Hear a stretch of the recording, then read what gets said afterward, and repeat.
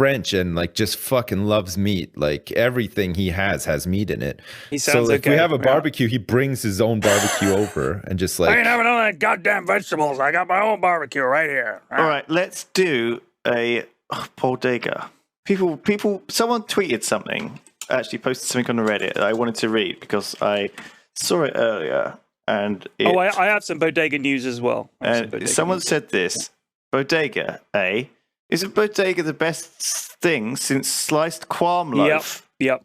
I feel like a kid from the 60s tuning into the weekly radio serial. Keep up the good work, P-Flax, and I'll be able to tell my future children I saw the birth of this character as we watch the shit C-list production of Bodega, the Spaloopian Death Warden, on our Z-Eyes. wow. I was very pleased by that. But you know what else? Kazakh. Somebody messaged me. He's a teacher, and he got his class to write a bunch of bodegas after playing them, or I think he read them a bodega that he said he had to clean it up a little, which I apologize for. Right. But he had to clean it up a little. So he read them a version of bodega that was like one of my stories, but slightly cleaned up for the kids. And they've written their own bodegas, and he's going to upload them. Oh my God. I cannot fucking wait. So I think we should do a bodega special where we read them all. And I think I would love to do that. I'll do the voices and everything. A bodega special where we go through a bunch of. That's a really good idea. Okay, I can't wait for that. Okay. All right. Sweet. This is a pretty dark one. This one isn't for the kids. Okay. Oh God. This is not for school children. Okay. I'm ready. You ready? You ready? Bodega, part 23-Enuo. Bodega, said a voice, distant yet filled with menace. Wake up, you flarving piece of streff gobble. A hearty slap across the mush punctuated the command. Bodega was kneeling, his hands bound to his ankles. He was in a large oblong room, dark, but for a spotlight on a metal stand. A metal table and a chair, both bolted down, were next to him. The walls and floor of the room looked like solid concrete, the strongest building material there was. No windows were visible, just a door that looked built to withstand the apocalypse. Bodega shook his head to clear it and peered up. Standing over him, leering, was the cold grey face of Krem Slumdump, dictator of the galaxy and head of the Federation. He was shorter than Bodega had expected, but powerful-looking thanks to what Bodega assumed were some hyper-expensive cyber mods, enhancing his strength and his mind. At his waist, a small blue box, a Shrovian personal shield, a real rarity and insanely costly. Just in case, huh? Thought Bodega. Just in case I had some kind of surprise for you, you miserable bastard. But Bodega didn't. He was stripped bare. Even his tooth implants were gone. His legion of weapons and gadgets removed. All that remained was his dignity, and that was slipping. Your las gun, said Slumdump, producing it from a fold in his long black cloak, holding the weapon between two fingers like a soiled nappy. Such a waste of good technology, but I think it's time we bid farewell to this. He shook his head faux sadly and dropped it into a chute on the wall marked hazardous waste disposal. There, that's dealt with. I wonder, what good is a sniper without his famous rifle? A gun is just a tool, said Bodega, looking away. It's the man shooting it makes a name for himself.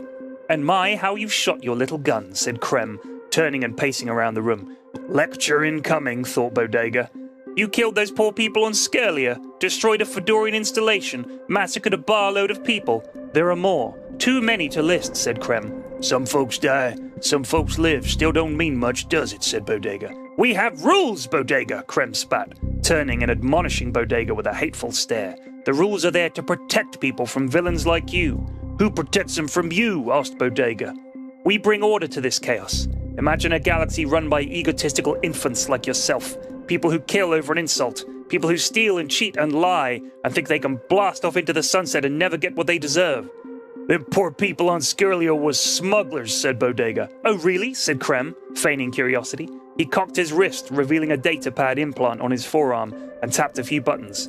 A hollow projection showed the faces of the men and women, each marked with the words deceased, murdered in red.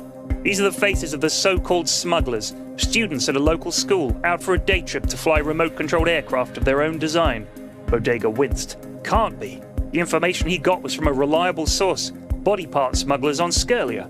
And here, this is the list of people murdered at the Pulsar Sex Pit, a bar as I understand it. A birthday party. Only one survivor, that idiot Tan Blatchman. He told us the whole story. It was a setup.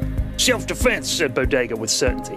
Then why did they have a special cake made for you? Asked Krem, incredulous as he showed Bodega a picture of a cake with the words, "Welcome back, Bodega. Tan says he's real sorry," iced on it. It looked like a pretty nice cake, too. And of course, let us not forget the 1,500 souls massacred at the Barakian Quanto hub. Over what? Asked Krem. One of the, engineers, he stammered Bodega, shuffling from knee to knee uncomfortably. He had some pretty harsh words to say about the old Disco Volante. He insulted your ship. Is that right? Asked Krem. He tapped the datapad off. Case closed. You're not some kind of vagabond hero. You're a criminal. A murderer, a thief, and a villain. And for people like you, very special kinds of people, I have a particular kind of punishment. Krem snapped his fingers, and an orderly entered the room via the reinforced door. The orderly was carrying a red box at arm's length, wincing as he placed it on the metal table. Your punishment, Bodega, is the red box, said Krem, smiling. He glared at the orderly, who scurried out. What's in the box? Asked Bodega. Eternity, said Krem. He opened it and showed it to Bodega. It was just a computer console and a couple of wires ending in plastic discs. Here, sit on the chair, said Krem. He adjusted the tritanium cables holding his captive and helped Bodega to his feet, sat him down, securing the cables once more. He peeled a piece of backing plastic off the pads and stuck them on Bodega's temples. Then he knelt down next to the box and Bodega, close enough to smell his breath. This box is going to kill you, Bodega, but it won't be quick. Where you're going, nothing is done quickly. Krem ran his fingers along the edges of the box, fondling its intricate woodwork and its angles. You'll have time to savor every delicious moment of punishment. Time is what's in this box. Time as you've never experienced it. Hate as you've never known it. I built it myself, and now, finally, I have someone worthy of it. This ain't about crimes. This is about her, ain't it? Said Bodega, sneering. He caught the faintest glimmer of anger in Krem's otherwise passionless face. Krem stood quickly and reached into the box. He pressed a button, and Bodega's face and body went limp. See you in 10,000 years, Bodega, hissed Krem, looking at his datapad. In exactly 1 minute, the red box emitted a low tone and Bodega woke up. His expression had changed. His whole face had changed. Everything about him had changed. Bodega looked up at Krem, and all Krem saw was fear and confusion and terror. Again, said Krem, reaching for the box. Bodega let out a whimper, and then he went limp again. Barely 10 seconds had passed before the orderly sprinted back into the room. What? Screamed Krem. Sir, it's the home system, said the terrified orderly. What about it, man? Screamed Krem again. It's gone, sir, stammered the orderly. Krem froze and turned to look at Bodega, who was still slumped unconscious in the chair. Krem blinked 3 times before he finally turned to the orderly and spoke in a low whisper. Where is Majesta? To be continued. Dun, dun, dun. To be continued. Very good. I'll say it again, Flax. You have a gift, my friend. We'll see. We're gonna wrap this puppy up in a good way. Okay. Just this thread. Well, we'll see. I want to wrap it up in a way that people like. Before I'm thinking of stopping, so I can finish the Bodega book and then do some more. Because I can't keep writing short stories until I know how this bit ends. Yeah. Okay. And then I can write more after that. But You have to get you have to know the end before you can start.